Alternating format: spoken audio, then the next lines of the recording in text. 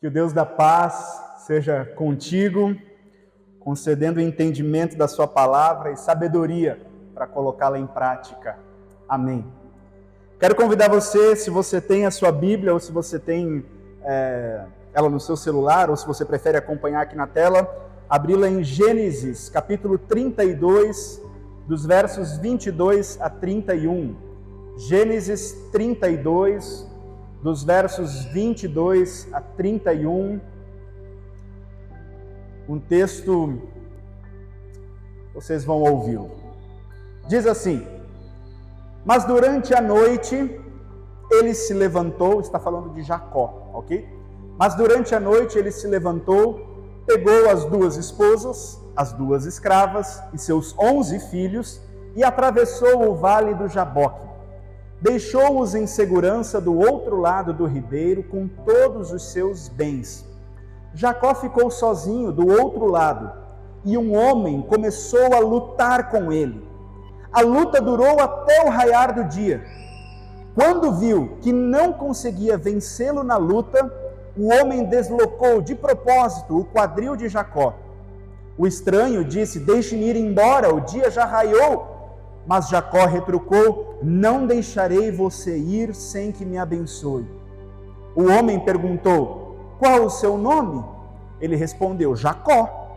E o homem disse: não mais. Seu nome não será mais Jacó. De agora em diante será Israel, aquele que luta com Deus. Você lutou com Deus e levou vantagem. E Jacó perguntou: qual o seu nome? O homem respondeu: por que você quer saber o meu nome? Dito isso, abençoou Jacó ali mesmo.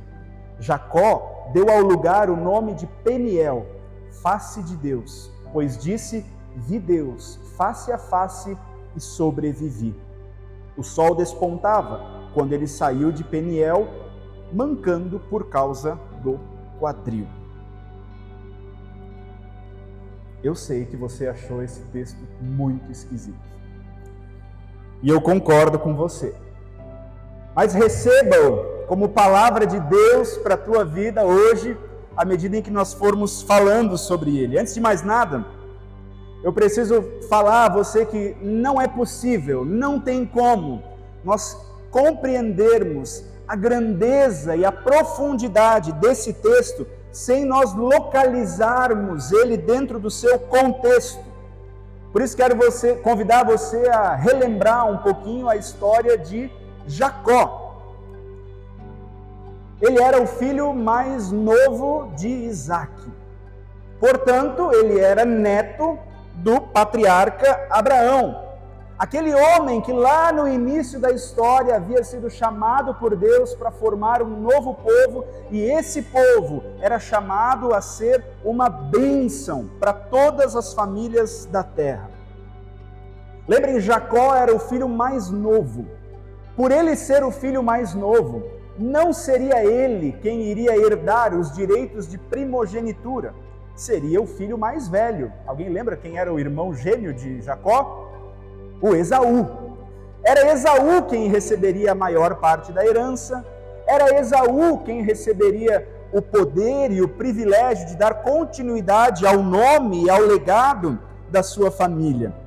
Esse era privilégio do irmão mais velho naquela época.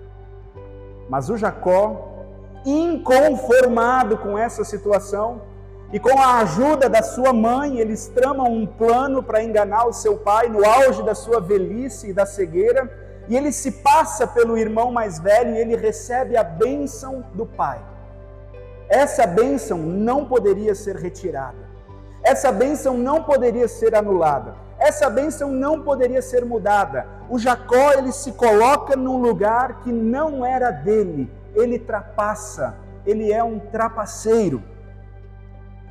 E aí, quando ele fez isso, ele pensou: ai, e agora? Meu irmão é muito mais forte que eu. Tem aquelas brigas de irmão, assim, que tem o que é mais forte e o que é mais ligeiro, né? Eu não era nenhum dos dois.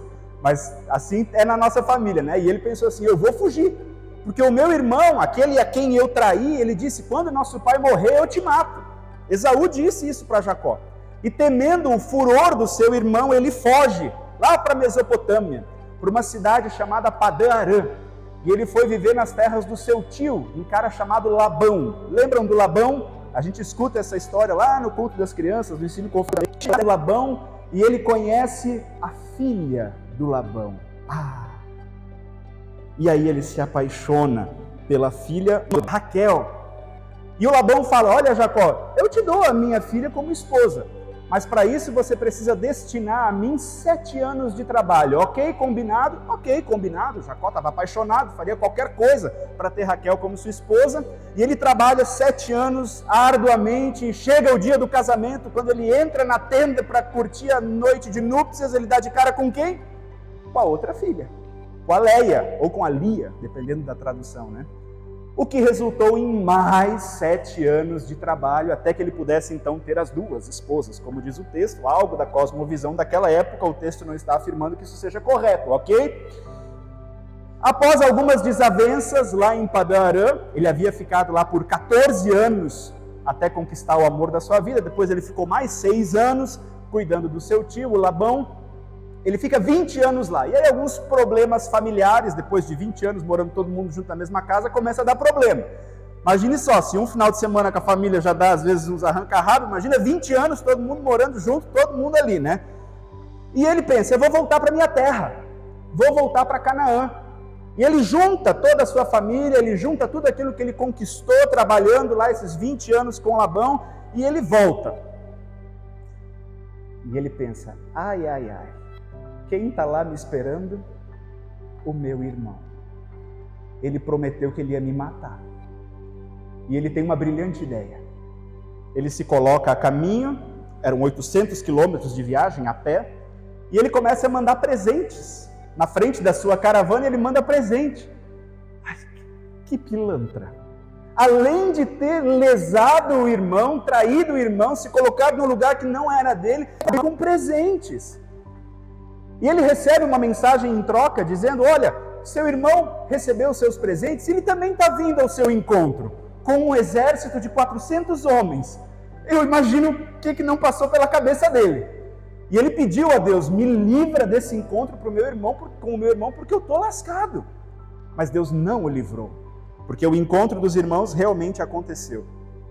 E foi nesta viagem de 800 quilômetros, neste contexto, aonde Jacó retornava ao local aonde ele havia tramado a maior trapaça da sua vida, que acontece esse episódio que nós lemos anteriormente. O texto diz que durante essa viagem era necessário atravessar um rio, o rio Jaboque, lá naquelas terras, né? E eles fizeram isso através de um val. Um val é um lugar onde o rio é mais calmo, mais raso, tranquilo, dava para atravessar numa boa. E ele manda todas as sua parentada toda, manda todas as suas coisas lá para o outro lado, e ele fica na outra margem. E diz que na solidão daquela noite surgiu um homem que mais tarde foi revelado como sendo o próprio Deus, e começa a lutar com Jacó. Não é Jacó que começa a lutar, é o homem que vem e começa a lutar com Jacó. E o Jacó decide não se entregar, e ele luta até o dia amanhecer. Mas Deus decide se entregar e dá a vitória para o Jacó. Mas não sem antes feri-lo no quadril ou na coxa, dependendo da tradução da palavra hebraica, dá para falar quadril ou coxa. Ele fere o Jacó na coxa, ele fica manco, e ele muda o nome de Jacó para Israel. É ele, Jacó, quem dá o nome ao povo que seria formado anos mais tarde, o mesmo povo que era para ter sido formado lá com Abraão para ser uma bênção para todas as famílias da terra. Que história maluca. Deus aparece e começa a lutar com o homem e perde a luta. O que essa história nos diz hoje? Quero propor algumas reflexões e eu rogo a Deus para que elas façam sentido para você também.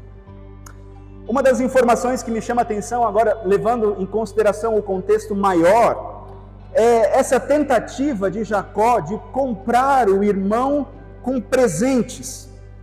Tentar comprar uma possível paz, depois de ter lesado o seu irmão, depois de ter roubado os seus direitos, depois de ter se colocado num lugar que não era dele, depois de ter instaurado o caos na sua família, ele tenta comprar os irmãos com um presente. Ora, não seria muito mais bonito ele chegar, reconhecer a sua falha, pedir perdão e restaurar e recomeçar a situação? Eu fiquei indignado quando eu li isso. E fiquei mais indignado ainda quando eu percebi que eu sou igualzinho a ele. Como nós temos dificuldade de pedir perdão. Como nós temos dificuldade de admitir quando nós estamos errados. Como nós temos dificuldade de reconhecer realmente, falei uma palavra que não deveria ter falado, me perdoa. Como nós temos dificuldade de reconhecer quando nós lesamos alguém. Como nós temos dificuldade em dar o braço a torcer e mudar de opinião só para a gente poder ficar com a razão, pelo simples fato de querer estar com a razão. A gente procura 1001 desculpas, argumentos, para justificar o injustificável em nossa vida, ao invés de pedir perdão. Tem outra situação também. Quem é casado vai entender. Às vezes, quando um ou outro comete uma bola fora, a gente não dá o braço, a gente não pede perdão, mas a gente começa a tratar o outro diferente. A gente tenta reconstruir a situação mudando de atitude. A gente não pede perdão, mas começa a fazer um agrado. Tem uns cara de pau que também traz um presente. Eu não tenho. Não funciona, tá? Já tentei. Não funciona. O caminho é o pedido de perdão. O perdão sincero, ele sempre funciona. O perdão é o caminho para restaurar relações. Sabe, a história de Jacó, num primeiro momento, olhando para esse contexto maior, nos desafia a abrir mão do nosso ego, do nosso nariz empinado e reconhecer as nossas falhas quando nós a cometemos. Aprender a pedir perdão e a reparar os danos que nós causamos na história, na nossa história, na história do outro que convive com a gente. Para que a nossa história, seja marcada pelos sinais que a fé ensina. Outra informação que deixa muita gente de cabelo em pé, e eu me debrucei um pouco sobre esse texto durante essa semana. Aparentemente, Deus perde a luta para Jacó. É ou não é o que diz o texto? Aparentemente é isso que acontece. Ora, mas nós não aprendemos que Deus é maior do que tudo e que todos? Nós não aprendemos que Ele é soberano e que não há situação que Ele não vença? Ele perde uma luta por um Jacózinho, lá cansado, depois de uma viagem de 800 quilômetros. Que Deus é esse que perde? Eu disse que aparentemente Ele perde, porque na verdade não é isso que aconteceu. Jacó, ele não venceu porque era melhor. Jacó, ele não venceu porque ele era mais forte. Jacó, ele venceu porque Deus quis. Deus poderia ter acabado com Jacó com um golpe. Tanto é que ele desloca o quadril, ofere a coxa, com um toque. Ele deixa bem claro que se ele quisesse, ele poderia acabar com tudo ali mesmo. Mas Deus tinha planos para com a vida de Jacó. Aliás, Deus tinha planos para com a vida de Israel. A língua hebraica nos ajuda a compreender essa cena melhor. Jacó, o nome Jacó, significa trapaceiro. Ou Jacó pode ser traduzido também como aquele que segura pelo calcanhar. Você lembra o que aconteceu quando Jacó e Esaú nasceram? Esaú nasceu primeiro e Jacó veio, diz a Bíblia, agarrado no calcanhar de Jacó. Desde lá ele já queria ser o primeiro, ele não queria ser o segundo. E o nome Israel significa, o texto traz essa informação também, Israel significa aquele que luta com Deus. Não necessariamente aquele que luta contra Deus, também, mas aquele que luta com Deus, as batalhas que a vida lhe impõe. Veja se essa não é a história do próprio povo de Israel, anos mais tarde. Um povo que ora estava lutando contra Deus, ora estava lutando com Deus, as batalhas que a vida lhe colocava à frente. A verdade é que Deus não estava interessado no trapaceiro. Deus não estava interessado naquele que segura os outros pelo calcanhar para puxar para trás. Com o trapaceiro, Deus luta, na intenção de fazê-lo perceber que longe dele, ele estaria perdido e sairia machucado. Deus queria alguém que caminhasse com ele e que contasse com ele nas batalhas da vida. Afinal, Deus estava contando com Jacó para ser a continuidade do seu plano de formar um povo que seria uma bênção para todas as famílias da terra. Não sei se você se deu conta quem é este povo. Nós somos este povo que Deus estava formando lá em Abraão para ser uma bênção para todas as famílias, para toda a terra. E o Jacó, ele reconhece que o seu adversário deu a ele a vitória. Tanto que ele diz, olha, eu vi Deus face a face e sobrevivi. E ele pede a bênção de Deus. A bênção de Deus não é nada material. É claro que Deus também nos abençoa de forma material. Mas a bênção de Deus, a etimologia da palavra bênção, nada mais é do que a presença do próprio Deus. Deus está dizendo, olha, neste seu encontro que você tem pela frente com o seu irmão, eu vou junto contigo. Quando você tem alguma questão muito importante para resolver na sua vida, que te deixa com o cabelo em pé e com o coração medroso, Deus está dizendo, eu vou junto contigo. Quando você tem desafios pela frente, Deus te diz, eu vou junto contigo. Quando você tem uma briga para resolver familiar, Deus diz, eu vou junto contigo. Essa é a bênção de Deus, poder contar com a presença dele. E ali Deus muda não só o seu nome, mas Deus muda a história de Jacó. Deus muda a história de Jacó, transformando aquele que era trapaceiro em alguém que é usado por Deus para formar um povo, sim, que é uma bênção na terra. Você já experimentou uma luta com Deus? Deixa eu traduzir um pouco. Deus permitiu que algumas coisas acontecessem conforme aconteceram e não conforme você queria. E isso te causou tristeza, a da sua história, ou queria que algo tivesse sido diferente? Alguma vez você já se perguntou, por que desse jeito? Por que comigo? Por que tão difícil? Já orou a Deus e não foi atendido?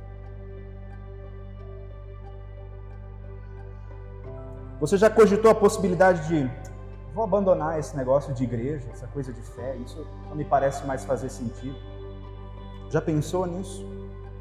Você já adiou tomar uma atitude, uma decisão importante, e lá no íntimo do seu coração você sentiu que Deus estava incomodando para que depressa você fosse resolver alguma situação da sua vida e você não foi? Seja sincero consigo mesmo, é claro que já. Todos nós já passamos por isso. São as nossas formas de lutar com Deus. Aliás, são algumas formas de Deus lutar com a gente. Mas veja, não é uma luta de violência. É uma luta de consciência.